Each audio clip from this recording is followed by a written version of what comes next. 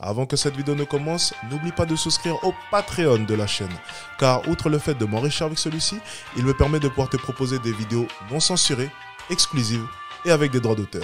On peut commencer la vidéo. C'était bien. Good. Alors, est-ce qu'il faut être viril pour plaire? C'est parti, let's go. Vous la vouliez? Elle est là. Mais pas trop quand même. Il faut que tu aies du... Hello et bienvenue dans Y'a Débat. C'est une réalité, nous les filles on subit tout un tas de pression, que ce soit au niveau de notre apparence ou de notre manière d'être. Genre, sois intelligente, mais pas trop. Sois drôle, mais pas trop quand même. Il faut que tu aies du caractère, mais pas trop. Par contre, il faut que tu sois belle et très féminine. Ça c'est important. Mais pour un gars, ça se passe comment? En fait, je me rends compte que je me suis jamais vraiment posé de questions sur ces concepts de virilité et de masculinité. Est-ce que ça a toujours un sens de parler de ça en 2019? Comment les mecs ils le ressentent? Et finalement, est-ce que la virilité c'est toujours un critère de séduction? À partir de maintenant dans Y'a Débat, on vous embarque dans nos recherches. D'ailleurs, pour les prochains épisodes, on vous prépare plein de sujets hyper stylés. Alors abonnez-vous à Tataki. Bon allez, maintenant c'est parti. On va essayer de voir quel rapport les gars ont avec la virilité. Mais d'abord, café.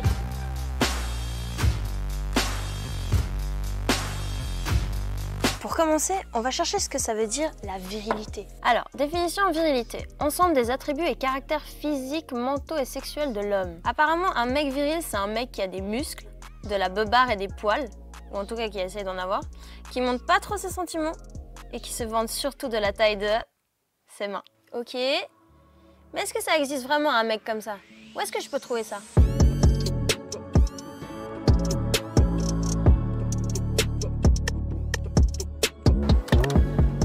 Bonjour. Hello. Bonjour Mélissa. Anthony. Enchantée. Enchanté. Merci beaucoup de nous accueillir. Je t'en prie, je t'en prie. Je peux m'installer ici? Ouais. On est où Ouais, ça sent quand même le progrès tout ça. Hein. là? Alors bienvenue dans mon salon de coiffure où je travaille, c'est un barbershop. Donc un salon dédié aux hommes. Justement, c'est un endroit qui est dédié aux hommes, à l'apparence et sûrement à la séduction. Ok. Et qu'est-ce qui est important pour les gars au niveau de l'apparence? Je sais pas, bah vraiment ce côté vraiment un peu sportif, imposant. Et une barbe relativement dense et foncée, c'est quand même très ténébreux, on dirait. C'est méga important la barbe pour séduire. Moi sans barbe, je pourrais pas. Comme j'ai toujours dit à mes potes, pour moi c'est un peu le maquillage de l'homme. Les gars, des fois, quand ils viennent dans ton salon, Ouais. est-ce qu'ils pensent à ça? Vous parlez de ça? Bien sûr qu'on en parle. Ouais. Moi ils me disent gros, si je sers ce soir, c'est grâce à toi. Je dis oh, oublie pas Anto, hein. Nous, les filles, on a beaucoup de modèles féminins. Ok. Et tu vois, dans ton barbershop, ben, t'as beaucoup de photos de mecs avec des barbes, des moustaches. T'as même Popeye, là, j'ai vu. Genre, toi, tes modèles masculins, ce seraient lesquels? Tu vois, mon poste, c'est ici. Sans le vouloir, au-dessus, il y a Schwarzenegger. Mais j'ai rien que ça. Bon, c'est trop gros, mais typiquement, c'est l'homme, un athlète sportif. Pour moi, ça, c'est viril. C'est un mec qui prend soin de lui. Tu vois, il n'est pas féminin, mais il prend soin de lui. Donc, du coup, ça, c'est déjà pas mal, je trouve. Est-ce que tu penses qu'un homme qui s'épile, ça reste un homme viril? Un homme qui s'enlève, je sais pas, tout sur les cuisses, sur les avant-bras. Et tout ça, pour moi, c'est pas viril. Il faut un minimum de poils. Ça reste quand même le côté masculin. Un mec qui enlève tout, pour moi, ça fait bizarre. Pourtant, il m'a l'air de s'être épilé le torse. Hein. Je me trompe? Et tu penses quoi de ce terme virilité, toi? Ah, c'est compliqué parce que la virilité, je trouve qu'elle a changé en 2019. Les gens changent, les hommes deviennent des femmes, les femmes deviennent des hommes. Et maintenant, même tu vois sur Instagram, les mecs, maintenant, j'en vois, bon ok, tu fais du sport, frère, c'est bien, mais tu te mets en slip, torse nu, tout ça pour avoir des likes. Pour moi, c'est pas viril. Ce qui est viril, c'est bah, le côté plutôt à l'ancienne, plutôt très classe, costume 3 pièces. Tu connais la série Peaky Blinders? Ouais. Bah, voilà, tu vois, ça c'est typiquement cette idéologie de l'homme, voilà, le beau gosse, même à l'époque. Viril, bon, je suis désolé, son pantalon, il m'a l'air quand même assez, assez skinny hein, quand même. Hein. C'est vraiment pas... Bon, laissons-lui le bénéfice du doute. Moi, je trouve quand même que son haut est assez serré, son pantalon assez skinny. Je pense que tu es assez loin de l'époque, là. Hein. À l'époque, c'était des brigands, bah, bien habillés, classe. J'ai bel et bien l'impression que les sourcils sont épilés. Hein. Je dis ça, je dis rien. Viril. Et ils avaient des femmes. Et maintenant, je trouve que c'est un petit peu... C'est un freestyle, quoi. Ça part un peu en vrille. Pourquoi est-ce que toi, ça te parle? Moi, ça me parle parce que j'ai grandi dans cet univers. On m'a toujours dit qu'un homme, c'était comme ça. Pour moi, Petit piercing sur le nez. Non, les gars, ça sent le progrès. Ça sent le progrès, tout ça. Il veut nous marbrer celui-là, je le vois venir. Il y a un détecteur à progrès ici. Un homme reste un homme, tu restes viril, tu restes bien habillé, présentable, t'assumes ta femme, enfin tout ça quoi, les trucs, les basiques, le BABA je trouve. Justement, tu revendiquais le fait que tu étais viril, mais est-ce que ça te pose pas problème des fois de le revendiquer comme ça?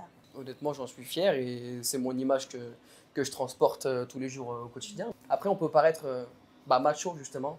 Attention, je suis pas macho, je parle pas de ça. Non, parce qu'après, les préjugés, je connais, je suis coiffeur, belle barbe, costaud.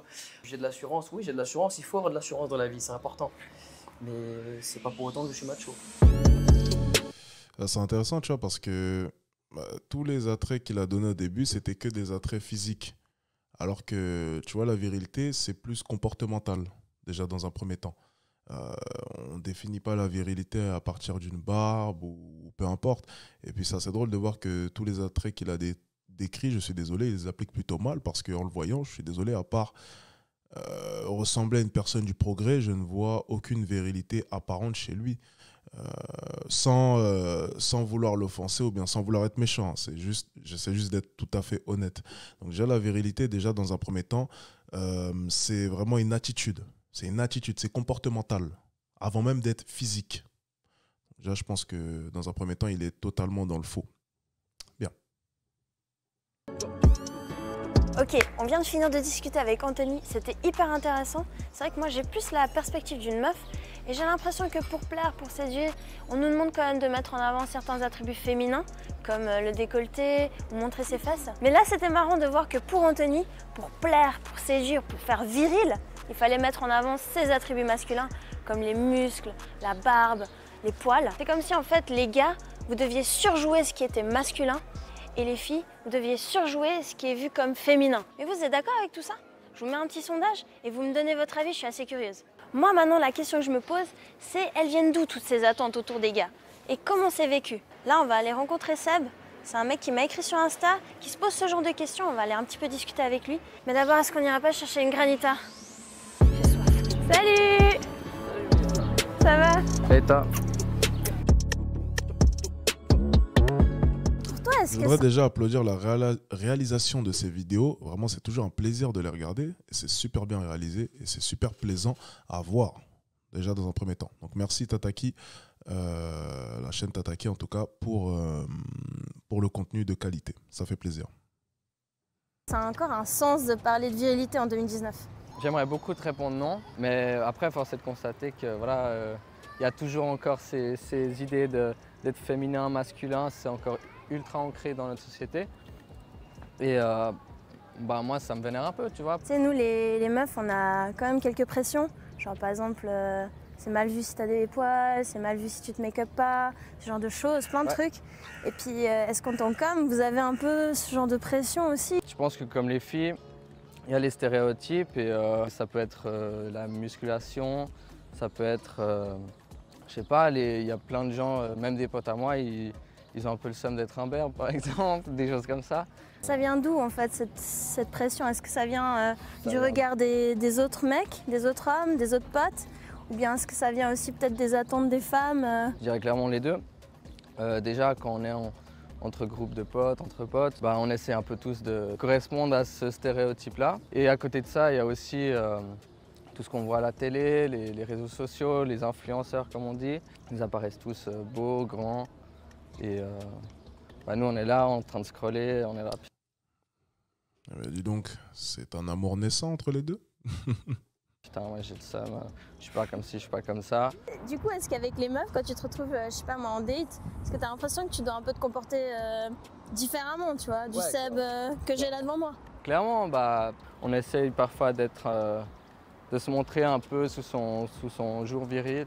Si tu fais du sport, tu vas essayer de le placer tactiquement, tu vois. Ouais, l'autre fois, j'étais à mon cours de boxe, voilà. Je vais pas surjouer le côté viril, mais je pense qu'on essaie de toute façon d'être le plus proche du stéréotype inconsciemment. Moi, j'ai regardé un peu la définition de ce que c'était la virilité.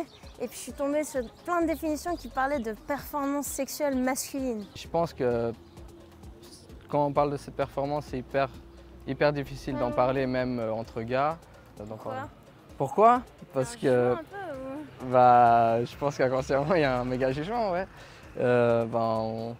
Entre potes, on a envie d'être un peu, je pense, celui qui assure et tout ça. Et Vous savez, de par sa manière de parler, de par sa manière de s'exprimer, de par les tonalités de sa voix, il agit comme un beau qui n'était pas au courant qu'il était beau.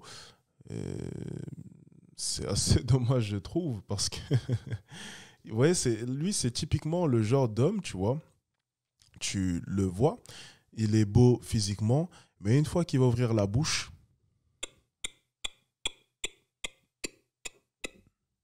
ça descend. Parce qu'une femme, en voyant un homme beau, s'attend à ça, et au fur et à mesure, plus tu déçois, plus ça descend. Encore et encore et encore et encore. Traduction, il n'a aucune prestance. Zéro. Zéro pointé. Sa tonalité de voix, la manière de se tenir, la manière dont il rigole, la manière dont il sourit. Il n'y a aucune confiance qui se dégage en lui. Alors je fais vraiment une parenthèse, vraiment, hein, comme ça n'a rien à voir avec ce qu'il était en train d'expliquer. Mais quoique, ça peut peut-être avoir un rapport parce que quand même, une personne virile, un homme qui fait preuve de virilité, généralement a confiance en lui. Donc tu vois, ça peut rejoindre aussi en quelque sorte ce qu'il est en train de dire. Donc tout ça pour dire que, pour le coup, vous voyez, on peut voir vraiment l'importance de se développer personnellement, l'importance d'avoir confiance en soi, l'importance d'être capable de mettre en valeur ce côté charismatique, ce non-verbal, cet art de parler, parce qu'en l'occurrence, lui, de son côté, c'est vraiment ce qui lui manque lorsqu'on le voit s'exprimer. Voilà, c'était juste une petite parenthèse pour souligner ça. Ça rejoint un peu la formation sur le charisme que j'ai faite et qui est d'ailleurs en réduction. C'est mon best-seller, donc n'hésitez pas. C'est sur mon site internet, les amis. Le pilier du charisme. On est reparti. je pense qu'on se met clairement une pression inconsciente et pas forcément hyper saine pour nous. Moi, j'ai déjà un pote qui m'a parlé d'impuissance. Il n'en avait pas vraiment parlé avec... Un 8-9 sur 10 qui, parce que bon, il n'a pas la taille malheureusement, un 8-9 sur 10 qui s'exprime comme un 3 sur 10. Bon, dommage. Avec sa meuf, c'était plus en mode elle a cru que lui il voulait pas, etc. Je pense que c'est clairement lié à cette pression qu'on a de tout le temps être au top, vouloir tout le temps donner du plaisir, alors qu'en vérité c'est pas toujours comme ça que ça se passe. Si maintenant je posais la question à des meufs, si un gars devait être viril pour plaire, tu penses qu'elle répondrait quoi? Elle dirait oui. J'ai ces stéréotypes en tête. Mais je pense que la plupart des filles ont conscience que c'est pas forcément comme ça que ça marche.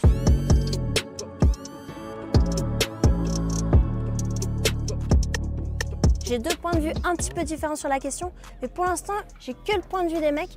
Et moi, j'ai bien envie de vous poser aussi à vous, les meufs, la question. Est-ce que pour vous, les filles, un mec a besoin d'être viril ou pas pour vous plaire? Concrètement, moi, j'ai pas besoin qu'il soit viril. Enfin, dans le sens où... si mon gars il a envie de porter un crop top, qu'il vive sa meilleure life quoi. Genre.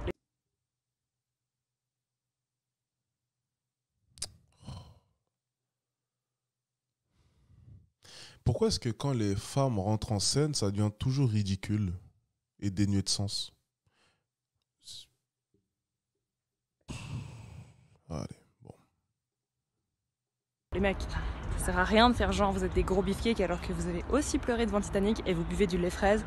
C'est normal et vous avez le droit et ce sera beaucoup plus stylé si vous êtes cool avec ça et que vous l'assumez. Et c'est ça que moi je trouve vraiment viril. Moi j'ai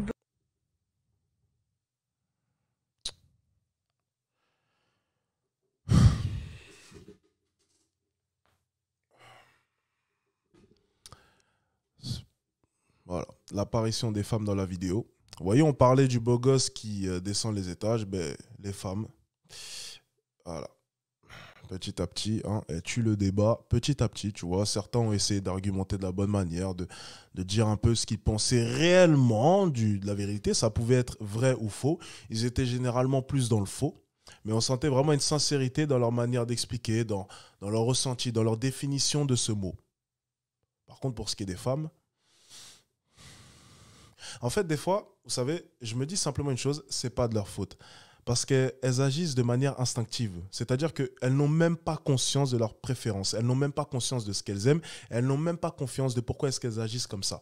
Pourquoi les femmes choisissent les connards, elles-mêmes ne le savent pas. Si tu écoutes une femme, elle ne cherche pas de connard. Elle cherche un homme bien. Elle cherche un homme comme ci, comme ça. Pourtant, tu fais l'inventaire de tous ses ex, c'est totalement le contraire. J'en suis venu donc à une conclusion. C'est qu'il y a une différence entre ce qu'elles veulent et ce qu'elles ont. Ça s'arrête là. Et surtout, ce qu'elles choisissent. Ça s'arrête là. Allez, allons-y.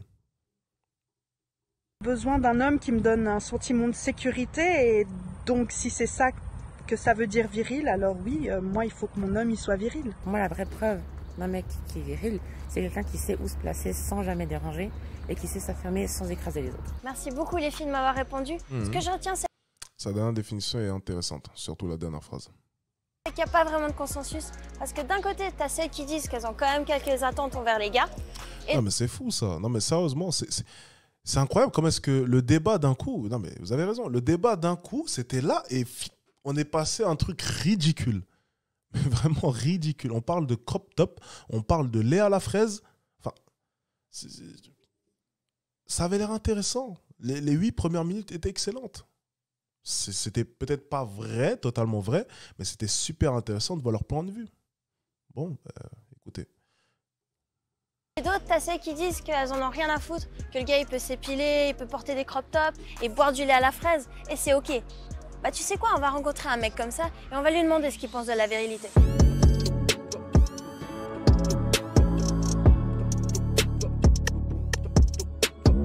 Ok Louis, si je te dis homme viril, tu penses à quoi? Alors c'est une très bonne question. Je pense qu'aujourd'hui on a l'image du bonhomme grand, costaud, qui peut prendre soin de la femme. À l'inverse, si je puis dire, le diktat de la virilité efface ou stigmatise toute forme de vulnérabilité, de sensibilité, de fragilité. Et donc pour un homme, un bon homme, il faut être grand, musclé, fort, vigoureux, tout ce que je ne suis pas en somme. Ouais, j'allais te demander, mais du coup toi tu te sens viril? Alors je ne me sens pas du tout viril. J'ai toujours vu mon papa aussi ne pas forcément embrasser cette vie virile. Il parlait pas très fort, il n'était pas très musclé. Donc moi, ouais, je pense que c'est mon éducation. Et puis ma manière d'être aussi. Je pense que je me suis formé de par mes expériences et je me suis formé tout seul.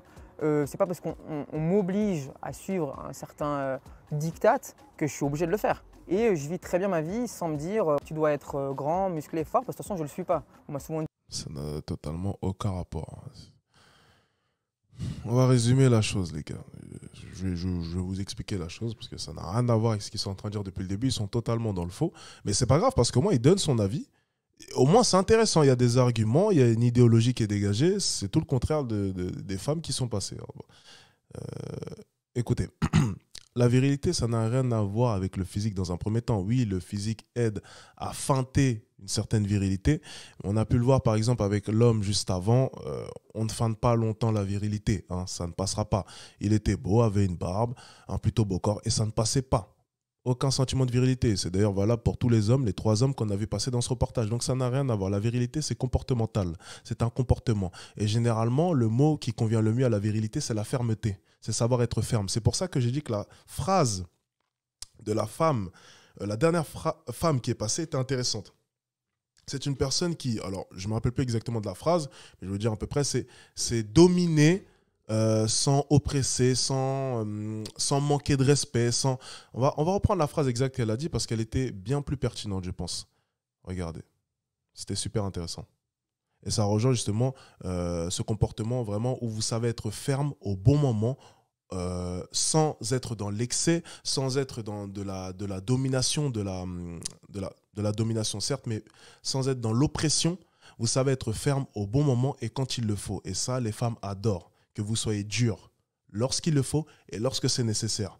Ne pas se laisser faire, ne pas accepter le manque de respect, c'est un comportement au quotidien, c'est comportemental et non physique. On va réécouter sa phrase. Moi, la vraie preuve d'un mec qui est viril, c'est quelqu'un qui sait où se placer sans jamais déranger et qui sait s'affirmer sans écraser les autres. Merci. Qui sait s'affirmer sans écraser les autres. Vous voyez, c'est ce comportement ferme, c'est savoir s'assumer, savoir s'imposer quand il le faut, savoir s'affirmer. Donc sa phrase était vraiment exacte et du coup, comme vous l'avez compris, c'est comportemental, donc rien à voir avec le physique pour le coup. Oui, c'est pas grave. Ouais, je pense que c'est mon éducation. Et puis ma manière d'être aussi. Je pense que je me suis formé de par mes expériences et je me suis formé tout seul. C'est pas homosexuel, toi? Pourquoi on t'a fait ce genre de remarques? Parce que je m'épilais, par exemple. Certains dictates que je suis obligé de le faire. Et je vis très bien ma vie sans me dire tu dois être grand, musclé, fort, parce que de toute façon je le suis pas. On m'a souvent dit ah mais tu serais pas homosexuel toi? Pourquoi on t'a fait ce genre de remarques? Parce que je m'épilais par exemple. Parce que mes amis savent que je m'épile depuis que j'ai 15 ans. Souvent quand on me disait est-ce que tu veux venir boire un verre quoi que ce soit, des fois je disais non je peux pas, j'ai rendez-vous chez l'esthéticienne. Ah ouais? Et ça passait comment? Ben ouais, le discours est peu recevable. Un garçon ne peut pas dire qu'il va chez l'esthéticienne. Parce qu'il y a toujours des a priori, ah mais tu vas faire quoi, mais pourquoi, mais non, mais toi t'es un homme, tu vas pas t'épiler. Et est-ce que c'est possible justement de s'épiler, de prendre soin de soi et de séduire, tu vois, de continuer à plaire? Parfois j'ai rencontré des filles, j'ai rencontré des femmes qui n'aimaient pas du tout me voir sans poils. Elles m'ont dit mais non, j'ai pas l'habitude, un homme ça a des poils. Puis je leur faisais comprendre que non, un homme, il n'y a pas un homme et comme si, il y a une pluralité de points de vue. Et chacun fait ce qu'il veut. Au niveau des regards de tes potes ou bien même de ta copine, comment s'est passé tout ça? Les premières fois, quand elle a remarqué qu'elle était un peu moins bien épilée que moi, elle n'était pas très contente, elle était surtout gênée. Et puis je lui ai fait comprendre que voilà, moi je préférais mon corps sans poils. Il n'y a aucune question de genre là derrière. Pour moi, un corps, je le préfère sans poils. Mais jamais. Ça sent quand même le déni. Hein. Je tenais juste à le souligner. Ça sent le déni. Hein. Bon, allez, on arrête, c'était une blague. Allez, on continue. De ma vie, je voudrais imposer ma manière de voir les choses à ma copine ou à mon entourage. L'important, je pense que c'est d'être bien dans sa peau. Le débat doit tourner autour de est-ce que je dois m'assumer ou pas.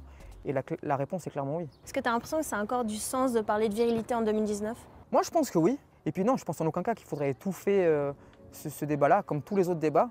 Mais par contre, il faut en parler de manière ouverte et puis surtout écouter.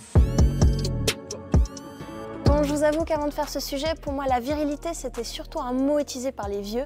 Ça me renvoyait toujours à des mecs ultra machos des années 80 qui se baladent la chemise ouverte avec les poils au vent. Mais en fait, je me rends compte qu'en 2019, on est encore vachement porté là-dessus. Il y a toujours cette image de l'homme grand, fort, protecteur, performant au lit, viril.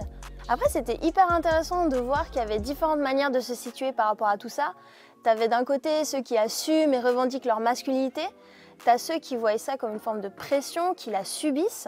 Et t'en as d'autres, bien sûr, qui s'en battent complètement les couilles, en fait. Moi, mon avis, c'est que la vérité, c'est pas quelque chose de bien ou de mal. Il faut juste se dire que, en fait, peu importe ce que t'as entre les jambes, ça devrait pas déterminer ta manière d'être, ta manière de te comporter, de t'habiller ou quoi que ce soit.